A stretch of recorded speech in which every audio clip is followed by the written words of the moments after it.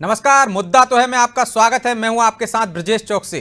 आज मुद्दा है 24 की तैयारी कौन किस पर भारी। जी हां, क्या बीजेपी की तैयारी इस बार भी लोकसभा चुनाव में कांग्रेस की करारी हार की वजह बनेगी?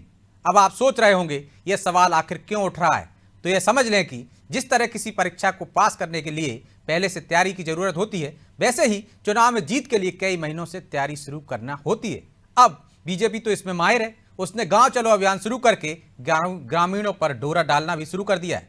लेकिन कांग्रेस शायद अभी भी भगवान भरोसे। उसके नेता ना तो शहर में हैं और ना ही गांव में दिख रहे। इसलिए सवाल भी उठने लगे हैं कि क्या कांग्रेस फिर तैयारियों के मामले में बीजेपी से पीछे रह गई है? क्या कांग्रेस ने विधानसभा चुनाव में मिली हार से सबक नहीं लिया? सवाल तो यह भी है, क्या गांव चलो अभियान के सहारे बीजेपी ग्रामीण वोटर्स को साथ पाएगी? आज इन्हीं सवालों को लेकर चर्चा करेंगे, लेकिन पहले देखिए रिपोर्ट।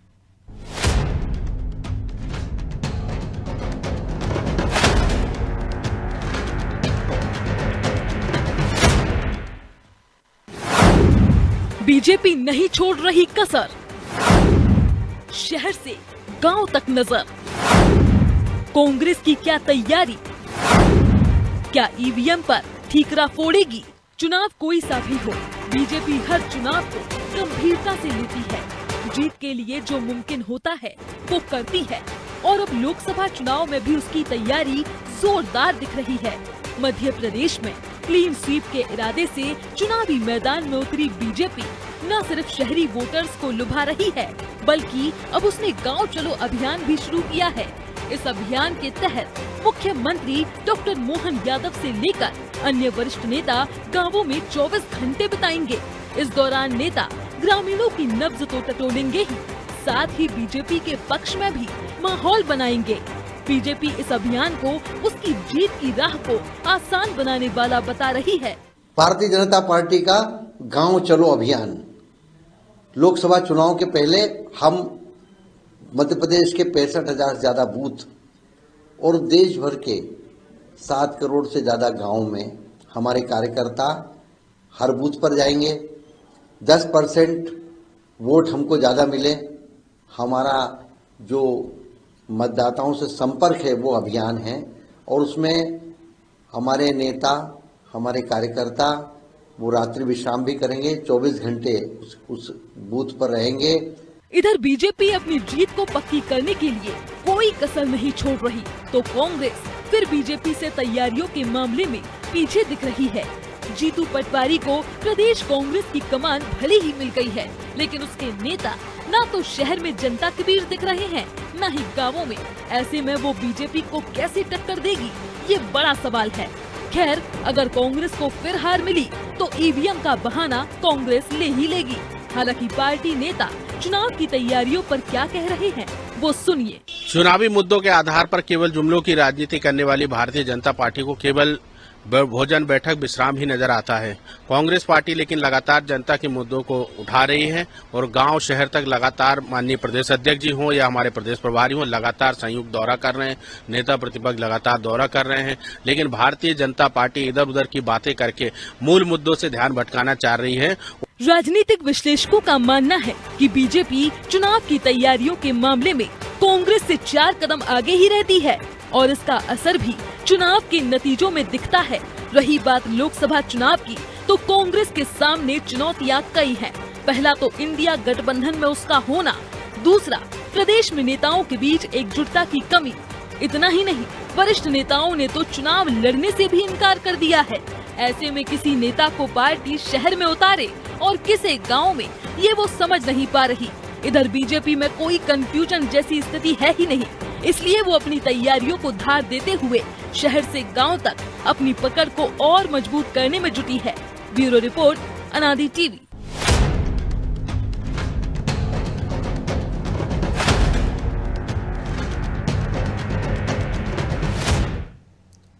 तो इस मुद्दे पर चर्चा के लिए हमारे साथ मौजूद हैं प्रेम व्यास, बीजेपी प्रवक्ता हैं, हरिओम पटेल, कांग्रेस नेता हैं, और प्रदीप तिवारी, वरिष्ठ पत्रकार। तीनों मेहमानों का बहुत बहुत स्वागत है। पटेल साहब, शुरुआत आपसे ही करते हैं। एक कहावत है जो कांग्रेस पर सटीक बैठती है, नाच न जाने आंगन टेढ़ा।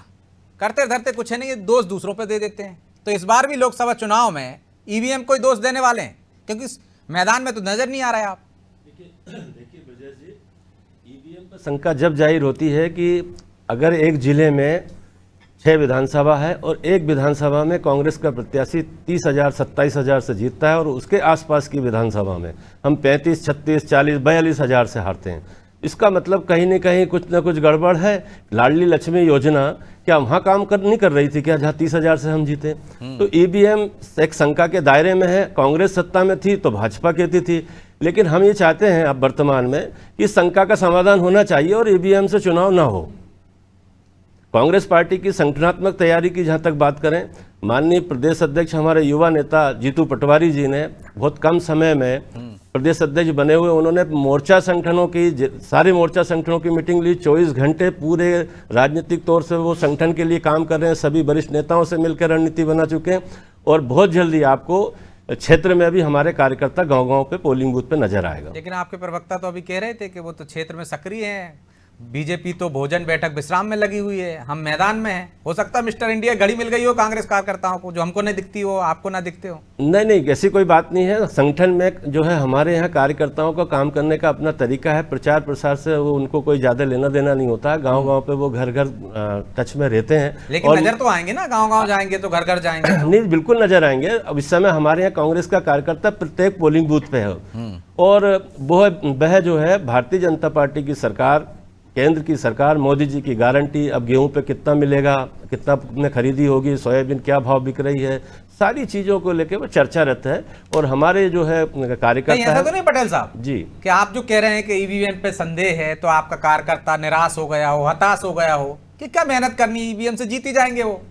जी नहीं, ऐसी कोई बात नहीं है। हमारा कार्यकर्ता हमेशा उत्साहित रहता है ये, और आप देखिएगा हम 20 साल से सत्ता में नहीं है, इसके बावजूद भी हमारे कार्यकर्ताओं ने बड़ी मजबूती से भारतीय जनता पार्टी के भ्रष्टाचार और अत्याचार के खिलाफ लड़ाई लड़ी और आगे भी हमारे कार्यकर्ता बिल्कुल संगठित रूप से गरीब जनता के कल्याण की लड़ाई लड़ते रहेंगे। तो व्यास जी आपको बाकओवर मिलने वाला नहीं है। वो 24 घंटे काम कर रहे हैं, संगठन को मजबूत कर रहे हैं, इसके बाद सड़क पर उतरेंगे और आपको चारों खांचे चित कर देंगे, क्योंकि महंगाई है, बेरोजगारी है, तमाम वो मुद्दे हैं जो कांग्रेस उठा रही है। देखिए, कांग्रेस विकास की राजनीति नहीं करती, विरोध की राजनीति करती है। अगर ये विकास की राजनीति करते हैं तो तीनों प्रदेश में और पूरे संपूर्ण देश में ये हालात ना होते। और जैसे ये कह रहे हैं कि हम सड़क पर आएंगे, तो आ गए ना। पीसीसी कार्यालय में 2 दिन पूर्व 3 दिन पूर्व सड़क पर आ गए और उन पर कार्रवाई भी हो गई है, तो सड़क पर भी आ गए। अब दूसरी चीजें बहरहाल इनसे अलग निकलकर भारतीय जनता पार्टी ने जो विकास कार्य किए हैं और उसी का प्रतिशत तो है। आप बताइए कि जल हर घर जल योजना जो थी, लगभग 70% 72% आबादी गाँव में निवास करती है भारत की, और 19.25 लाख कुल माना जाए तो घर हैं। और एक आरटीआई के जवाब में ये जवाब दिया गया था पेयजल और स्वच्छता विभाग के द्वारा, आरटीआई में, बाकायदा आरटीआई में इन्होंने आवेदन दिया था और उसमें 13.91 लाख घरों में जल पहुंच चुका है। उज्ज्वला के तहत कनेक्शन पहुंच चुके हैं। प्रधानमंत्री सड़क योजना हर गांव में पहुंच चुकी है। आयुष्मान कार्ड का लाभ हर ग्रामीण ले रहा है। उसके बाद में जो हमने पूर्व में जो नहरों का निर्माण किया था, सोलर पंपों का निर्माण किया था, वो सब धरातल पर मौजूद है। 48 लाख जनधन खाते जिनका आज ग्रामीण उपयोग कर रहे हैं। और आजादी के पश्चात अटल ज्योति योजना में ऐसे गांव जहां पर पूर्व में आजादी के पश्चात तक बिजली नहीं पहुंची थी, 2014 के बाद वहां पर भी बिजली पहुंची है। तो हम विकास की राजनीति कर रहे हैं, हम विकास में भारत को अग्रसर बना रहे हैं। मध्य प्रदेश की बात करेंगे तो 14 साल में एक भी कारखाना रखा हो तो वो बता दीजिए। सिंचित नहीं थी बिजली का एक भी कारखाना रखा हो आपने तो वो भी तो बता दीजिए। कौन सा बिजली उत्पादन का कारखाना बनाया आपकी सरकार ने? कौन सा आपने कौन सा डैम बनाया? आपने कौन सा डैम बनाया 10 साल के अंदर? आपने कौन सी सुरंग की नींव? सब कांग्रेस के कार्यकाल का आप उद्घाटन कर रहे हैं और जनता को भ्रमित कर रहे हैं। इसके अलावा आपका कोई काम ही नहीं है। आज 42-43% के साथ में गेहूं और तिलहन मध्य प्रदेश निर्यात कर रहा है। लेकिन आपको विनाश की राजनीति पसंद है, आपको विरोध की राजनीति पसंद है, तो आपको विकास कहाँ नजर आएगा? आपको विकास जब नजर आएगा जब आप उन ग्रामीण अंचलों में जाएंगे। एक सवाल है मेरा, छोटा सा, राजनीति से बाहर आएंगे, छोटा सा सवाल व्यास जी कर देना। ठीक है व्यास जी, जब आपका काम बोल रहा है कांग्रेस मैदान में नहीं है, फिर इतनी घबराहट क्यों कि सीएम भी क्षेत्र में जाएंगे, गांव में डेरा डालेंगे? तो आपका तो काम बोल रहा है ना, आप तो वैसे ही जीत जाएंगे। ब्रजेश जी, अभी विकसित भारत संकल्प यात्रा निकली थी, जो लोग अछूते रह गए थे, 1 करोड़ आयुष्मान कार्ड बने, उसमें 1 लाख से ज्यादा लोगों का हेल्थ चेकअप हुआ है और आभा कार्ड का भी लाभ लिया है। तो हम जनता से जुड़े रहते, चाहे वो ग्रामीण हो चाहे शहर हो। और शहर में पूर्व में जब हम जनता से जुड़े थे, हमारा वोट प्रतिशत 10% बढ़ा है, और हम गाँव में भी 10% वोट प्रतिशत कैसे बढ़ाएंगे, उसको लेके हम चिंता कर रहे हैं। गाँव में अगर कोई योजनाएं ना पहुंच पाई है तो इन्हीं नेताओं के माध्यम से उन योजनाओं का लाभ ग्रामीण अंचल में मिलेगा, और जो मूलभूत अधिकार है वो अगर नहीं पहुंच पाए तो निश्चित रूप से जन जागृति अभियान भी चलेगा। तो हमें लगता है कि विकास की राजनीति अलग है और विनाश की और कीट की राजनीति अलग है। अभी तो व्यास जी निवेदन है आपसे, अभी सुन लीजिए। अभी आप कह रहे थे कि हमने इतना काम किया, विकास किया, तो फिर ये योजनाएं क्यों रह गई? अभी तो कह रहे थे कांग्रेस जो है ना हमारे खिलाफ बोलती है और इनका काम ही है विरोध करना। आपने कुछ किया ही नहीं, आपकी सरकार कुछ करती नहीं, सिर्फ भाषणबाजी करती है। आपकी सरकार सिर्फ घूमती फिरती रहती है, कुछ करती नहीं है। स्कूल बंद हो गए, आपने कहा था, एक सेकंड, आपने कहा था कि हमने प्रत्येक ग्राम पंचायत स्तर पर नल जल, आपने स्कूल क्यों बंद कर दिए? 15-20 पटेल साहब कुछ तो करती होगी जो जनता चुनती आ रही है। सुनिए, 5 लाख किलोमीटर से ज्यादा सड़कें बनी है। दूसरा, कांग्रेस के मंत्री ने पटल पर खड़े होकर ये स्वीकार करा था, भारतीय जनता पार्टी नहीं, कि 68,000 गांवों में जल पहुंचा है, नल पहुंचा है। वे कांग्रेस के मंत्री थे जिन्होंने पटल पर खड़े होकर स्वीकारा। तो हमारी आप ये भी तो मानिए 68, अरे आप कहते थे 60 साल में कुछ नहीं किया, तो क्या 60 साल पहले नल जल कौन दिलाए? डैम किसने बनाया? ये भी तो स्वीकार कीजिए। चलिए मैं दोनों के पास लौटूंगा, ब्याज लौटूंगा दूसरे दौर में। तिवारी जी को भी चर्चा में शामिल कर विनाश की राजनीति चाहते हैं, आप विरोध की राजनीति। आप मुझे एक जवाब दे दीजिए, 10 साल तक आपके पीसीसी चीफ जहां से विधानसभा से जीते 35,000 से हारे, उनके बाद उनने ईवीएम पे दोष नहीं लगाया। लक्ष्मण सिंह जी ने विरोध कराया दिग्विजय सिंह साहब का। तो अगर मंडिया दल के पूरे ब्याज जी अगर कोई नेता एक भी बार ईवीएम पे ब्याज जी अगर कोई नेता ईवीएम में कार्यकर्ता आरोप लगाता है तो आपको शंका का समाधान करना चाहिए। आप ईवीएम के पक्ष में क्यों खड़े हैं? अगर आप ईवीएम के पक्ष में खड़े हैं, इसका मतलब आप जानते हैं कि ईवीएम से आपने गड़बड़ी की है। अगर कोई नेता कांग्रेस का या विरोधी दल का, सुनिए तो सही, सुनिए तो सही, सुनिए तो सही, ब्याज जी लौट रहा हूँ दूसरे दौर सुनने की कोशिश करिए, सुनने की कोशिश मैं आपको पूरा मौका दूंगा। दूसरे दौर में लौट रहे हैं, हमारी डिबेट दूसरी दिशा में चली गई, ईवीएम पे कर चुके हैं। ब्याज जी लौट रहा हूँ। तिवारी जी, क्या आपको लगता है कि कांग्रेस फिर पिछड़ने लगी है और एक बार फिर वो ईवीएम को ही दोष देगी, क्योंकि मैदान में तो नजर नहीं आ रही है? ये कांग्रेस के लिए एक बड़ी कठिन समय है। कारण ये है कि आप देखें, विधानसभा जब चुनाव हुआ तो उसमें परिणाम बिल्कुल उसके अनुकूल नहीं रहे। तो मुझे लगता है कांग्रेस को अब इन सब चीजों से सीख लेनी चाहिए। अभी उन्होंने पीसीसी चीफ बदला और ये प्रयास कर रहे हैं कि हम युवाओं का नेतृत्व तैयार करें और नई टीम के साथ हम पूरे जोर शोर से लोकसभा के चुनाव की तैयारी में आए।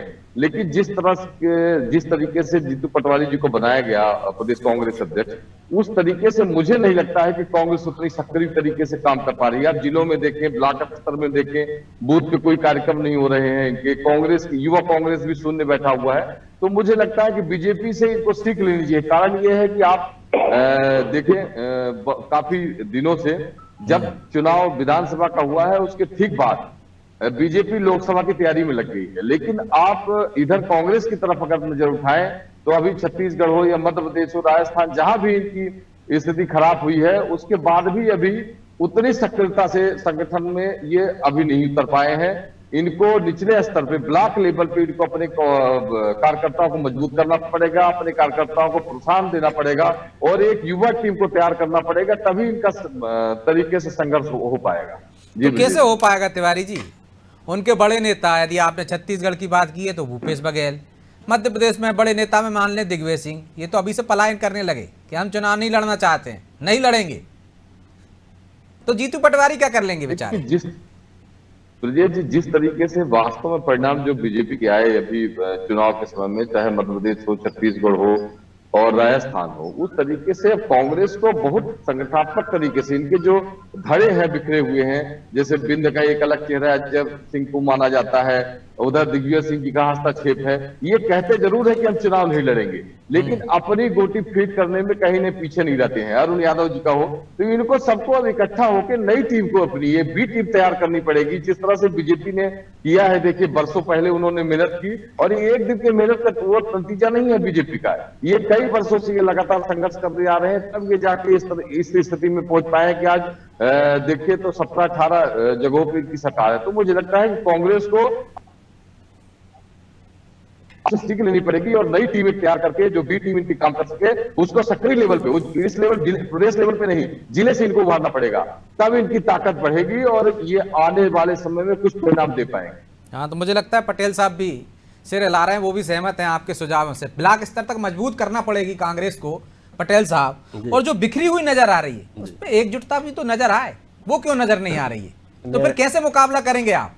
मैं हमारे वरिष्ठ पत्रकार की जो विचार है उनसे 100% सहमत हूँ। कहीं ना कहीं हमारी कमियां रही, इसकी वजह से हम चुनाव हारे। ईवीएम एक अलग मुद्दा है, वो एक शंका का मुद्दा है और शंका का निदान जो है सरकार, केंद्र सरकार को, राज्य सरकार को करना चाहिए। खैर इस बात को छोड़ते हुए संगठन की बात पे हमारे यहाँ कांग्रेस संगठन में चूंकि नए ऊर्जावान नेता आए हैं, सामंजस्य बन रहा है, थोड़ा लेट जरूर हुए हैं लेकिन समय पे हम लोग जो है हमारा संगठन पूरा खड़ा कर लेंगे। आप तो कुछ सेवा दल में रहे हैं, किस तरह से संगठन को मजबूत किया जाता था।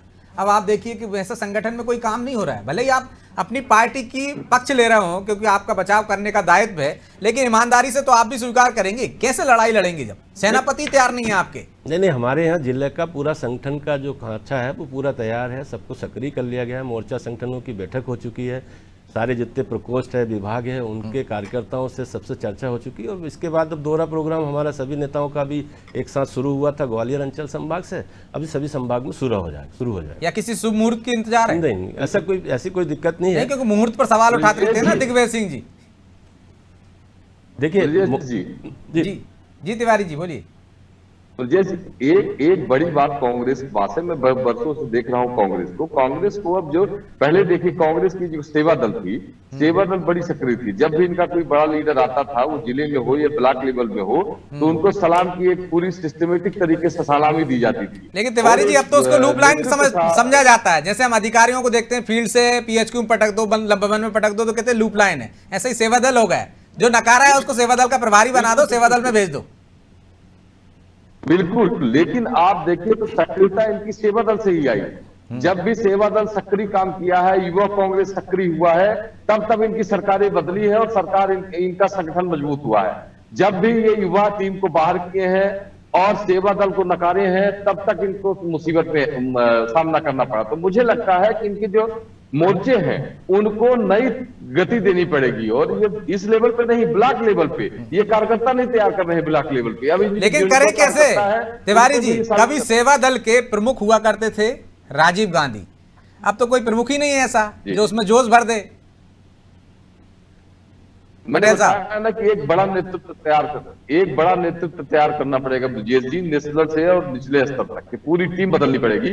और जो इनकी जो बी टीम, नई टीम आएगी, वो बी टीम के रूप में अच्छा काम करेगी, तभी, क्योंकि संघर्ष तो लगेगा, अचानक इनको एक साथ फायदा भी मिलने वाला नहीं। ठीक है, संघर्ष तो करना पड़ेगा पटेल साहब, बिना संघर्ष के कुछ नहीं होने वाला। राजनीतिक जीवन में सत्ता आए या नहीं आए, हमारे कार्यकर्ता, खासकर कांग्रेस सेवा दल के सभी कार्यकर्ता, हिंदुस्तान में जब से कांग्रेस संगठन का गठन हुआ है, आरएसएस से पहले हमारा गठन हुआ है, एक भी प्रशिक्षित कार्यकर्ता एनटीसी का वो पार्टी छोड़ के नहीं गया, जो एनटीसी है। लेकिन अब तो प्रशिक्षण ही बंद हो गया।